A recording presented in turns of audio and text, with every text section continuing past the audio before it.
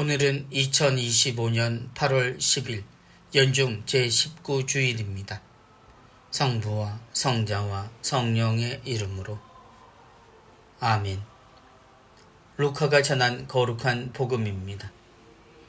그때 예수님께서 제자들에게 말씀하셨다. 너희들 작은 양떼야 두려워하지 마라. 너희 아버지께서는 그 나라를 너희에게 기꺼이 주기로 하셨다. 너희는 가진 것을 팔아 자선을 베풀어라. 너희 자신을 위하여 해지지 않는 돈 주머니와 축나지 않는 보물을 하늘에 마련하여라. 거기에는 도둑이 다가가지도 못하고 좀이 쓸지도 못한다. 사실 너희의 보물이 있는 곳에 너희의 마음도 있다. 너희는 허리에 띠를 메고 등불을 켜놓고 있어라. 혼인잔치에서 돌아오는 주인이 도착하여 문을 두드리면 곧바로 열어주려고 기다리는 사람처럼 되어라. 행복하여라. 주인이 와서 볼 때 깨어있는 종들. 내가 진실로 너희에게 말한다. 그 주인은 띠를 메고 그들을 식탁에 앉게 한 다음 그들 곁으로 가서 시중을 들 것이다. 주인이 밤중에 오든 새벽에 오든 종들의 그러한 모습을 보게 되면 그 종들은 행복하다. 이것을 명심하여라. 도둑이 몇 시에 올지 집 주인이 알면 자기 집을 뚫고 들어오도록 내버려 두지 않을 것이다. 너희도 준비하고 있어라. 너희가 생각하지도 않은 때에 사람의 아들이 올 것이다. 베드로가 주님, 이 비유를 저희에게 말씀하시는 것입니까? 아니면 다른 모든 사람에게도 말씀하시는 것입니까? 하고 물었다. 그러자 주님께서 이르셨다.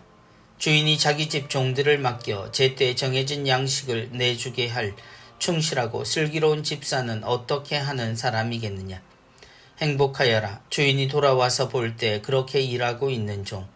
내가 참으로 너희에게 말한다. 주인은 자기의 모든 재산을 그에게 맡길 것이다. 그러나 만일 그 종이 마음속으로 주인이 늦게 오는구나 하고 생각하며 하인들과 하녀들을 때리고 또 먹고 마시며 술에 취하기 시작하면 예상하지 못한 날, 짐작하지 못한 시간에 그 종의 주인이 와서 그를 처단하여 불충실한 자들과 같은 운명을 겪게 할 것이다. 주인의 뜻을 알고도 아무런 준비를 하지 않았거나 주인의 뜻대로 하지 않은 그 종은 매를 많이 맞을 것이다. 그러나 주인의 뜻을 모르고서 매 맞을 짓을 한 종은 적게 맞을 것이다. 많이 주신 사람에게는 많이 요구하시고 많이 맡기신 사람에게는 그만큼 더 청구하신다. 주님의 말씀입니다. 그리스도님 찬미합니다.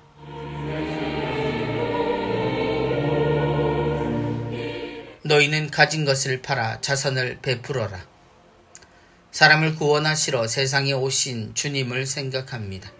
당연히 하느님이 아니니 하느님의 마음을 온전히 헤아릴 수는 없지만 주님이 보여주신 모습과 말씀 그리고 우리의 삶을 통해 하느님이 우리를 찾기 위해 취하신 생각할 수 없는 일, 곧 구세주의 강생이라는 놀라운 사건부터 시작하여 반전에 가까운 하느님의 지혜와 방식을 곰곰이 생각해 보게 됩니다.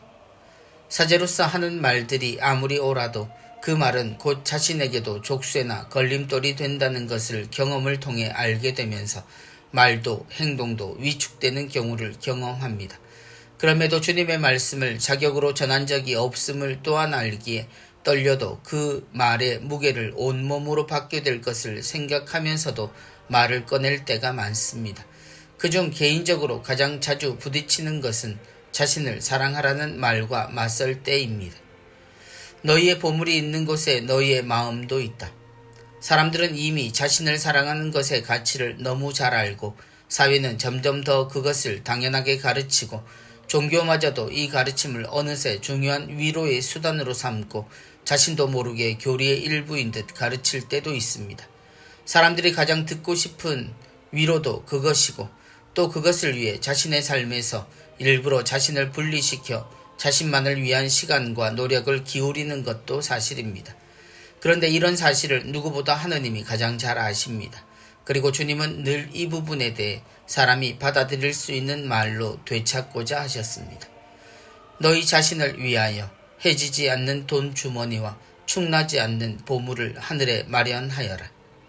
주님의 옛 가르침은 사람의 근본인 하느님을 알려주시고 사람이 서로를 자신처럼 사랑하도록 가르쳐 주시는 것이었습니다. 그리고 우리에게 오신 주님은 그것을 더욱 구체적으로 마치 자신을 위한 것인 듯 하느님의 가르침을 전하십니다.